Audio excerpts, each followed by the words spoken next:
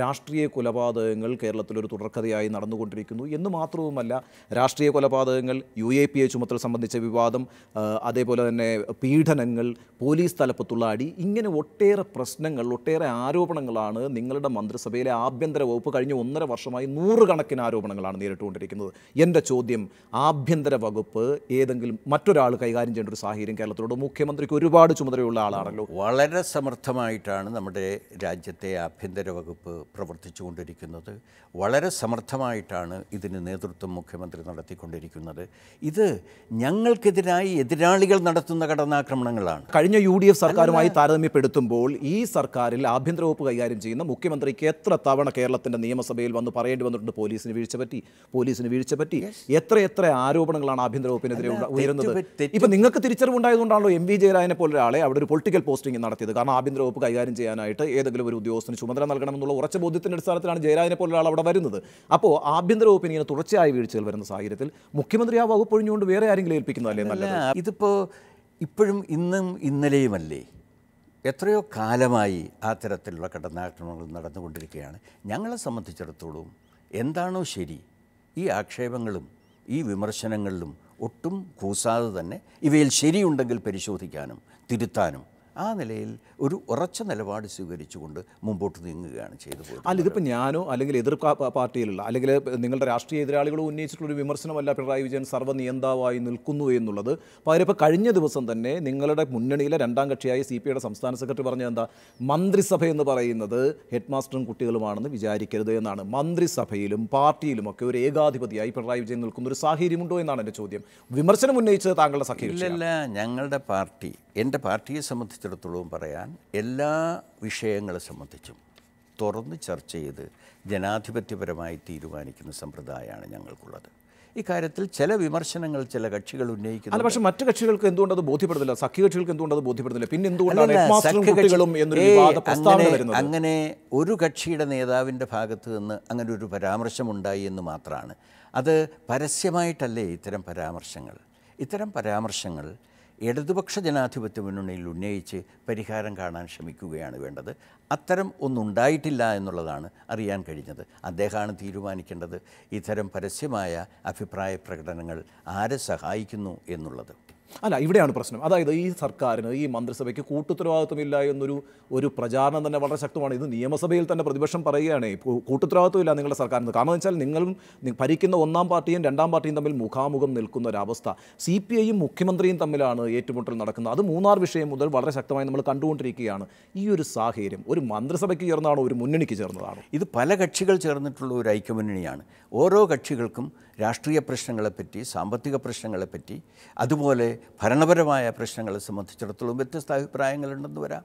ആ വ്യത്യസ്ത അഭിപ്രായങ്ങൾ ഇടതുപക്ഷ ജനാധിപത്യ മുന്നണിയിൽ ഉന്നയിക്കും, ചിലപ്പോൾ വെളിയിൽ ഉന്നയിച്ചു എന്നും വരാം. അത് ഈ ജനാധിപത്യ വ്യവസ്ഥയിൽ സ്വാഭാവികമായി നടക്കുന്ന ഒരു പ്രക്രിയ മാത്രമാണ്. അതിനപ്പുറത്തേക്ക് നീങ്ങിയാൽ മാത്രമാണ്. ഇപ്പോൾ ഉണ്ടായ പ്രശ്നങ്ങളെ ഇടയ്ക്കിടയ്ക്ക് ഒരുമിച്ച് കൂടി ചർച്ച ചെയ്ത് പരിഹാരം കാണാൻ ഞങ്ങൾക്ക് കഴിഞ്ഞിട്ടുണ്ട്. മുന്നണിക്കകത്ത് അഭിപ്രായ വ്യത്യാസങ്ങൾ ഉണ്ടാകുന്നത് സ്വാഭാവികമാണ്. പക്ഷേ എന്നാലും യോജിപ്പ് കണ്ടെത്തി മുന്നോട്ട് പോകാനാണ് ശ്രമിക്കുക. ചിലപ്പോൾ പാർട്ടിക്കുള്ളിൽ പോലും അഭിപ്രായ വ്യത്യാസങ്ങൾ ഉണ്ടാകാമെന്ന് പറഞ്ഞു. അങ്ങനെ ഒരു അഭിപ്രായ വ്യത്യാസം ഉണ്ടായിട്ടുള്ളൂ. ഇപ്പോൾ VS അച്യുതാനന്ദൻ കേന്ദ്ര കമ്മിറ്റിക്ക് നൽകിയ കത്ത് ഈ പാർട്ടി നേതൃത്വം നൽകുന്ന സർക്കാരിൻ്റെ പ്രവർത്തനങ്ങൾ സംബന്ധിച്ച്, പ്രത്യേകിച്ച് മൂന്നാർ, മെഡിക്കൽ ഫീസ് വർധന, അന്യസംസ്ഥാന ലോട്ടറി, ഇങ്ങനെയൊക്കെയുള്ള വിഷയങ്ങൾ സംബന്ധിച്ച് സർക്കാർ എടുക്കുന്ന നിലപാടിനെതിരായിട്ടുള്ള വിമർശനങ്ങൾ ഉന്നയിച്ചുകൊണ്ട് VS അച്യുതാനന്ദൻ നൽകിയിട്ടുള്ള ഒരു കത്തുണ്ട്. ആ കത്ത് കേന്ദ്ര കമ്മിറ്റി ഗൗരവത്തോടെ കാണുമോ? എല്ലാ കത്തുകളും ഞങ്ങൾ ഗൗരവത്തോടെ പരിശോധിക്കാറുണ്ട്. എല്ലാ അംഗങ്ങളുടെയും, മുതിർന്നതാവട്ടെ പ്രായം കുറഞ്ഞവരുടേതാവട്ടെ, ആര് തരുന്ന കത്തും പരിശോധിക്കും. അതുമാത്രമല്ല, ഞങ്ങളുടെ കമ്മിറ്റിയിലുള്ള ആളുകൾ മാത്രമല്ല, ഏതെങ്കിലും പാർട്ടി അംഗത്തിനോ അനുഭാവിക്കോ ഞങ്ങളുടെ പ്രവർത്തനങ്ങൾ സംബന്ധിച്ച് വിമർശനമുണ്ടോ, കത്ത് തരാം. അതീവ ഗൗരവത്തോടെ ഞങ്ങൾ ഇതാകെ പരിശോധിക്കും. അങ്ങനെയാണെങ്കിൽ ഏറ്റവും അവസാനമുണ്ടായൊരു സംഭവമാണ് മസ്കറ്റ് ഹോട്ടലിൽ വെച്ച് മാധ്യമപ്രവർത്തകരോട് കടക്ക് പുറത്ത് എന്ന് മുഖ്യമന്ത്രി പിണറായി വിജയൻ പറഞ്ഞ സംഭവം. നിങ്ങൾക്ക് എത്ര കത്തുകൾ കിട്ടി? എന്ത് അഭിപ്രായമാണ് നിങ്ങളുടെ പാർട്ടിയിൽ നിന്ന് ഉയർന്നു വന്നത്? എന്ത് ചർച്ച, എന്ത് തീരുമാനമാണ് അക്കാര്യത്തിൽ നിങ്ങൾ എടുത്തത്? ഇത് ഏത് സാഹചര്യത്തിലാണ്, ഏത് സന്ദർഭത്തിലാണ് ഇതുണ്ടായത് എന്നുള്ളതിൻ്റെ അടിസ്ഥാനത്തിലാണ് ഇത് ഞങ്ങൾ ചർച്ച നടത്തിയിട്ട് എത്തിച്ചേർന്നത്. അത്തരം ഒരു സന്ദർഭത്തിൽ ഇങ്ങനെ കുറേ കടുപ്പിച്ച് പറഞ്ഞു എന്നതിനപ്പുറം ഇതിന് യാതൊന്നും കൽപ്പിക്കേണ്ടതില്ല എന്നുള്ളതാണ് ഞങ്ങളത് സംബന്ധിച്ച്. ഏത് സന്ദർഭത്തിലായാലും ഏത് സാഹചര്യത്തിലായാലും ഒരാളുടെ പെരുമാറ്റം വളരെ പ്രധാനം തന്നെയാണ്. എസ് രാമേന്ദ്രൻ പിള്ളയാണ് ഈ സാഹചര്യത്തിലെങ്കിൽ ഇങ്ങനെ പറയില്ല എന്ന് എനിക്ക് നല്ല ഉറച്ച ബോധ്യമുണ്ട്. അപ്പോൾ അവിടെ എന്തുകൊണ്ടാണ് നിങ്ങൾ ഈ സാഹചര്യം സന്ദർഭം എന്നൊക്കെ പറയുമ്പോൾ ഒരു പൊതുസമൂഹം ഇതൊക്കെ കണ്ടുകൊണ്ടിരിക്കുകയാണ്, ഇതെല്ലാം ലൈവാണല്ലോ, തത്സമയം ജനങ്ങളിലേക്ക് എത്തിക്കൊണ്ടിരിക്കുകയാണ്. അപ്പോൾ ഇതൊരു മുഖ്യമന്ത്രിയുടെ പ്രതിച്ഛായയെ, ഒരു സർക്കാരിൻ്റെ പ്രതിച്ഛായയെ ബാധിക്കില്ല എന്നുള്ള ഉറച്ച വിശ്വാസത്തിലാണോ നിങ്ങൾ? തീർത്തും ഉറച്ച വിശ്വാസത്തിലാണ്. ഇക്കാര്യത്തിൽ മുഖ്യമന്ത്രിയുടെ പ്രതിച്ഛായയെ ഇത് ദോഷകരമായി ബാധിക്കത്തില്ല. അവിടെ ഉണ്ടായ സന്ദർഭം വളരെ ഗൗരവതരമായ ഒരു ചർച്ചയാണ് നടന്നുകൊണ്ടിരിക്കുന്നത്. അതിനായിട്ടാണ് എല്ലാവരും എത്തിച്ചേരുന്നത്. ആ ഒരു സന്ദർഭത്തിൽ പത്രക്കാരെ അവിടെ വിളിച്ചിട്ടില്ല. അവരെത്തി, അവരോട് ഒഴിഞ്ഞു പോകണമെന്ന് ആദ്യം ആവശ്യപ്പെട്ടു. പക്ഷേ അതിന് കാലതാമസമുണ്ടായി. അപ്പോൾ അദ്ദേഹത്തിൻ്റെ അസംതൃപ്തി അദ്ദേഹം പ്രകടിപ്പിച്ചു എന്ന് മാത്രമേ ഉള്ളൂ. പലപ്പോഴും മനുഷ്യരാണ്, ഞങ്ങളെല്ലാം മനുഷ്യരാണ്. ചിലപ്പോൾ ചില പ്രത്യേക സന്ദർഭത്തിൽ ഇത്തരം അസംതൃപ്തി പ്രകടിപ്പിച്ചു എന്ന് വരും.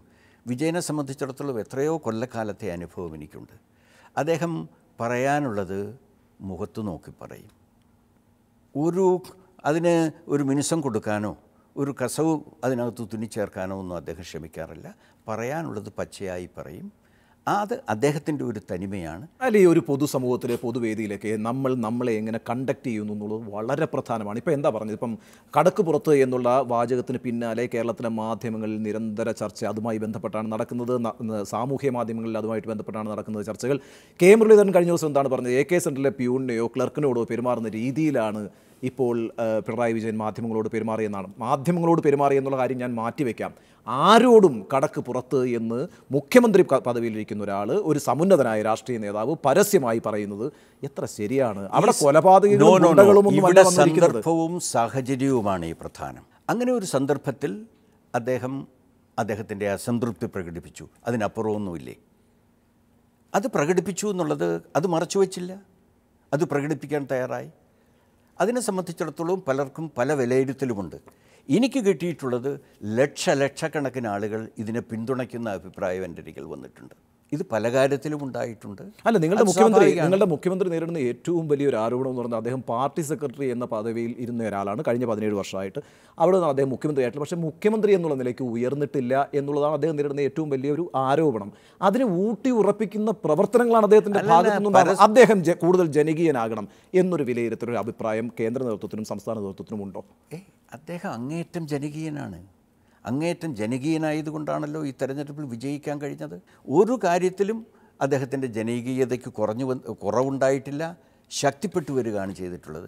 ഈ ഓരോന്ന് സംഭവ വികാസങ്ങളെ സംബന്ധിച്ച് ആളുകൾ അവരുടെ ധാരണകളുടെ അടിസ്ഥാനത്തിൽ വിലയിരുത്താനും നിലപാടെടുക്കാനും തയ്യാറാകുന്നുണ്ട്. പക്ഷെ ഞങ്ങളെ സംബന്ധിച്ചിടത്തോളം ഞങ്ങൾ പൊതുവെ ഈ കാര്യങ്ങളെ വിലയിരുത്തിക്കൊണ്ട് അഭിപ്രായപ്പെട്ടിട്ടുള്ളത് യെസ്, ആ സന്ദർഭത്തിൽ അദ്ദേഹത്തിൻ്റെ അസംതൃപ്തി പച്ചയായി പ്രകടിപ്പിച്ചു എന്ന് മാത്രമേ ഉള്ളൂ. അതിനപ്പുറമില്ല. അതായത് മുഖ്യമന്ത്രി പിണറായി വിജയൻ അദ്ദേഹത്തിൻ്റെ ഭാഷാശൈലിയിൽ, ശരീരശൈലിയിൽ ഇടപെടുന്ന രീതിയിലൊന്നും ഒരു മാറ്റവും വരുത്തുന്നുണ്ട്. അദ്ദേഹത്തിൻ്റെ ജനകീയ പിന്തുണ ഇങ്ങനെ നിരന്തരം എല്ലാ നിമിഷവും വർദ്ധിച്ചുകൊണ്ടിരിക്കുകയാണ്. അതുകൊണ്ട് ഒരു അപകടവും പാർട്ടിക്ക് പൊതുസമൂഹത്തിലില്ല, പ്രതിച്ഛായയ്ക്ക് പ്രശ്നങ്ങളില്ല എന്നൊക്കെയുള്ള വിലയിരുത്തലിലും ഉറച്ച വിശ്വാസത്തിലുമാണ് CPM ഇപ്പോൾ ഉള്ളത്. തീർച്ചയായിട്ടും ഉറച്ച വിശ്വാസം.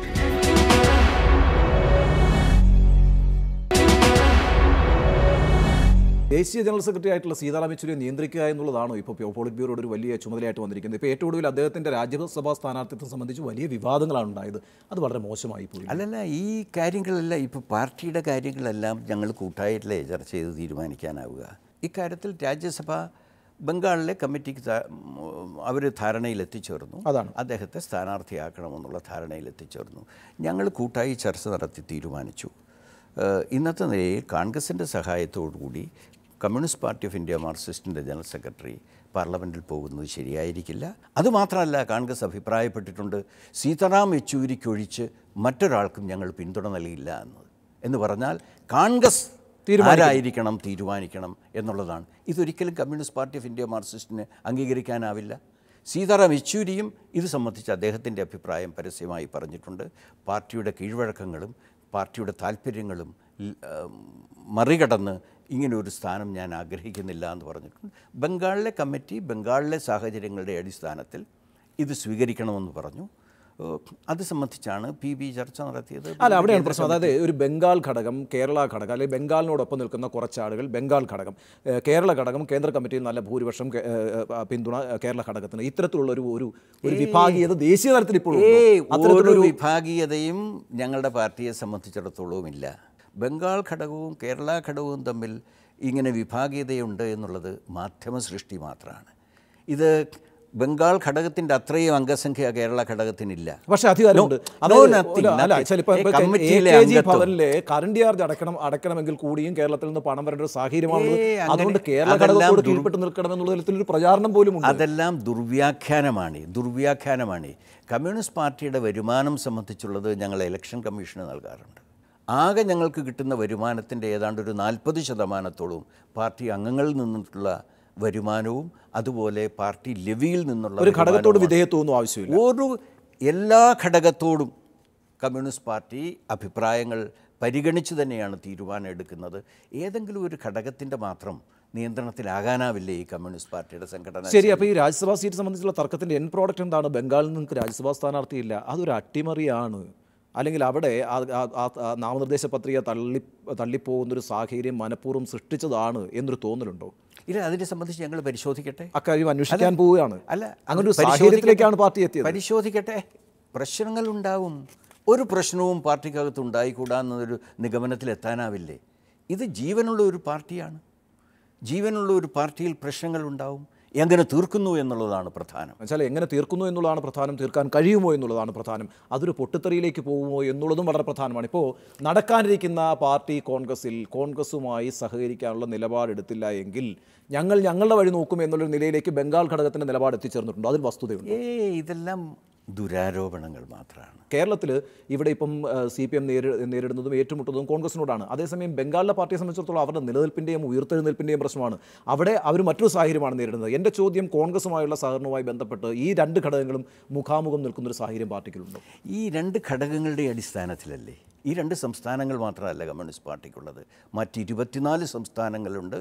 ഈ 24 സംസ്ഥാനങ്ങൾ കൂടിയാണ് ഇത് സംബന്ധിച്ച് തീരുമാനിക്കുന്നത്. അല്ല, ഇന്ത്യയുടെ ഭൂപടം നോക്കുമ്പോൾ 3-2 പ്രദേശങ്ങൾ ഇപ്പോൾ ഭരിച്ചുകൊണ്ടിരിക്കുന്ന BJP ആണ്. രാജ്യസഭയിൽ അവർ ഭൂരിപക്ഷത്തിലേക്ക് എത്താൻ പോകുന്നു. ഈ സമയത്ത് കോൺഗ്രസ് വിരോധം, അതുപോലെ തന്നെ ബംഗാൾ കേരള ഘടകങ്ങൾ തമ്മിലുള്ള അഭിപ്രായ വ്യത്യാസം, ഇങ്ങനെയൊക്കെ കാലക്ഷേപം കഴിക്കാനാണോ CPMൻ്റെ ഒരു പരിപാടി? അല്ല, ഇത് എന്താ കോൺഗ്രസ് ചെയ്തത്? 2004 മുതൽ 2014 വരെ കോൺഗ്രസ് അല്ലേ ഭരിച്ചത്? 2004 മുതൽ 2008 വരെ ഞങ്ങളുടെ പിന്തുണയുണ്ട്. കോൺഗ്രസിനും പല പ്രാദേശിക രാഷ്ട്രീയ കക്ഷികൾക്കും വേണ്ടത് തെരഞ്ഞെടുപ്പ് സഖ്യമാണ്. അങ്ങനെ തെരഞ്ഞെടുപ്പ് സഖ്യത്തിലൂടെ അധികാരത്തിൻ്റെ ഒരു കഷണം കിട്ടണം 2004 മുതൽ 2014 വരെ. അതുകൊണ്ട് ഈ രാജ്യത്തെ രക്ഷിക്കാനാവില്ല. ഈ രാജ്യത്തെ രക്ഷിക്കണോ, നയസമീപനങ്ങളുടെ അടിസ്ഥാനത്തിലുള്ള ശക്തികളുടെ, ജനങ്ങളുടെ ഒരു യോജിപ്പുണ്ടായി വരണം. അതിൽ ആരെല്ലാം തിരുത്തി വരാൻ തയ്യാറുണ്ടോ അവരെയെല്ലാം കൂട്ടി യോജിപ്പിക്കണമെന്ന് തന്നെയാണ്. ഇതുവഴി ഈ BJPയെ നേരിടാനാവും. BJP കഴിഞ്ഞാൽ ഈ രാജ്യത്തിലെ ഏറ്റവും വലിയ ഭൂപ്രഭു രാഷ്ട്രീയ കക്ഷിയായ കോൺഗ്രസിനെ നേരിടാനാവും. മറ്റ് പ്രാദേശിക കക്ഷികളുടെയും ജനവിരുദ്ധ സമീപനങ്ങളെ നേരിടാനാവും. വളരെയധികം നന്ദി.